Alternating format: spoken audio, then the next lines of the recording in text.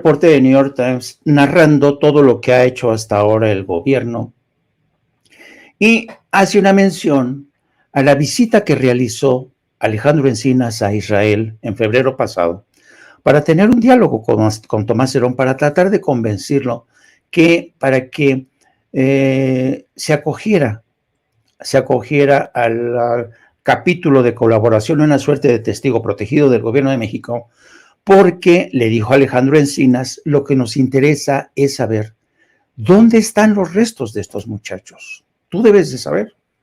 Y esto es lo que consigna The New York Times. Dice: así que en febrero, Alejandro Encinas tomó acciones drásticas. Voló a Israel para encontrarse a solas con Tomás Herón, un exfuncionario mexicano acusado de poner deliberadamente en peligro la investigación del gobierno anterior. Herón, exdirector del equivalente mexicano del FBI, que ahora vive en Israel y ha solicitado asilo en ese país, ha sido acusado de torturar testigos y sembrar evidencias.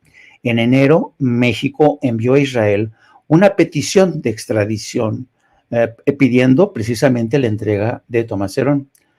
Un mes después, durante una comida que duró casi 3 horas en Tel Aviv, Encinas le pidió a Tomás Herón información sobre los restos de los estudiantes que podría haber retenido mientras estuvo en el poder. El funcionario le ofreció el apoyo del presidente a cambio de su cooperación, según un audio de la conversación revisado por The New York Times. Un audio en manos de New York Times que el diario no dice de dónde salió ese audio. Pero sigamos adelante. Comillas: ayúdame a desenmarañar todo esto, le dijo Encinas a Herón en el encuentro. Yo te garantizo el apoyo del presidente. Cualquier duda que Herón planteó sobre la posibilidad de superar el caso fue rebatida. Comillas: al presidente no le importa meter a la gente a la cárcel, le dijo Encinas a Herón, que enfrenta hasta 60 años de prisión.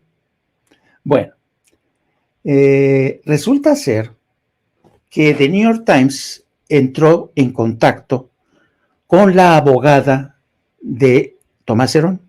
La abogada de Herón se llama Leora Turlewski. Leora Turlewski, en entrevista con The New York Times, dijo que el encuentro de Encinas con Herón muestra que las acciones contra mi cliente constituyen un libelo de sangre o alegato antisemita. Ojo a esto: un libelo de sangre o alegato antisemita y una cacería de brujas realizada debido a intereses políticos internos.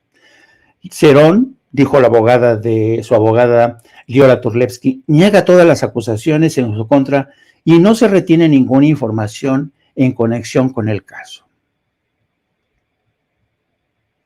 Aquí vemos que el New York Times le concede una gran atención a la abogada de Tomás Herón en Israel. Bueno, pero ¿quién es esta mujer? Leora Turlewski, que la tenemos en pantalla. Leora Turlewski es una de las más conocidas abogadas en Israel que se dedica fundamentalmente a limpiar el historial criminal de asesinos, criminales, pederastas, lo que ustedes quieran, para conseguirles la ciudadanía en Israel. Esta abogada, Leora, se da la circunstancia de que es también la abogada de Andrés Roemer. ¿Se acuerdan de Andrés Roemer? El que está acusado de abusos sexuales aquí en México y que huyó a Israel. Pues esta mujer es también su abogada.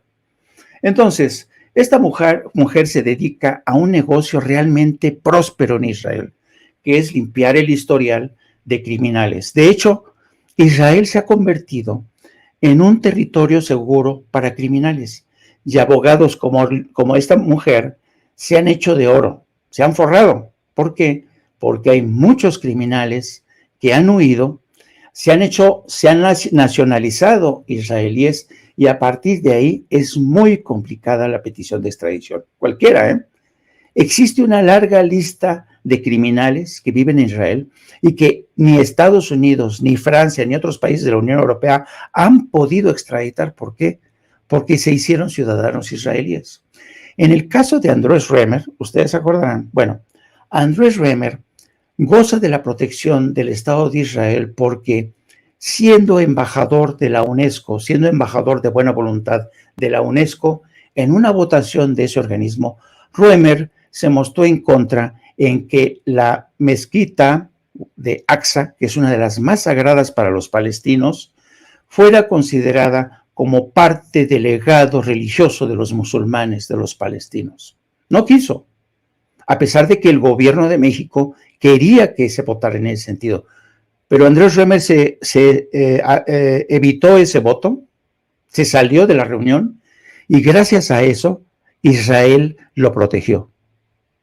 ¿Saben quién estaba como secretaria de Relaciones Exteriores cuando hizo esto el señor Andrés Roemer? Claudia Ruiz Massieu.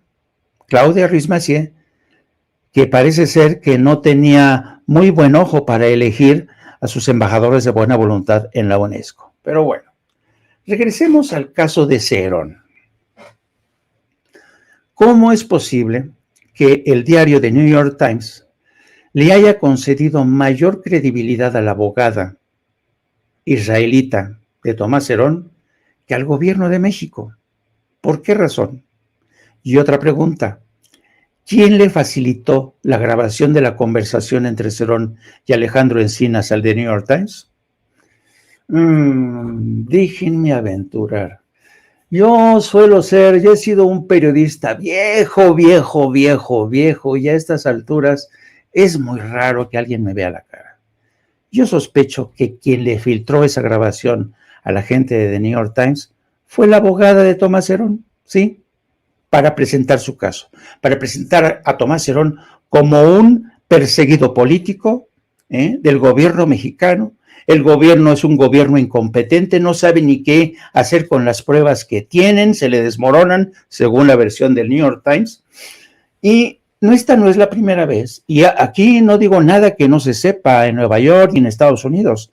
El diario The New York Times siempre ha tenido un sesgo, un tremendo sesgo a favor de todo lo que sea Israel. Ya sea el tema de los territorios ocupados, cualquier tema que afecte a los intereses de Israel, no puede ser tratado en The New York Times con sin un sesgo pro-israelí. Las cosas claras. Así son. Luego entonces el presidente se excedió al meterse con The New York Times de esa manera, al decir que se equivocan quienes consideran a The New York Times como la Biblia del periodismo. Yo francamente creo que no. Yo creo francamente que esta fue una encerrona de la defensa de Tomás Cerón. El subsecretario de Gobernación, Alejandro Encinas, fue de buena voluntad porque, y se lo dijo, al gobierno del presidente no le interesa meter a gente a la cárcel. Necesitamos saber dónde están los restos de los muchachos. Esa era una causa más que justificada para ofrecerle la negociación a Cerón, pero no aceptó. ¿Por qué? Porque él se sabe seguro, sabe que le van a conceder la nacionalidad y va a ser muy difícil que le concedan la extradición al gobierno de México. El presidente hizo alusión a las negociaciones que se mantienen con el gobierno de Israel. Se ha emitido una petición de extradición.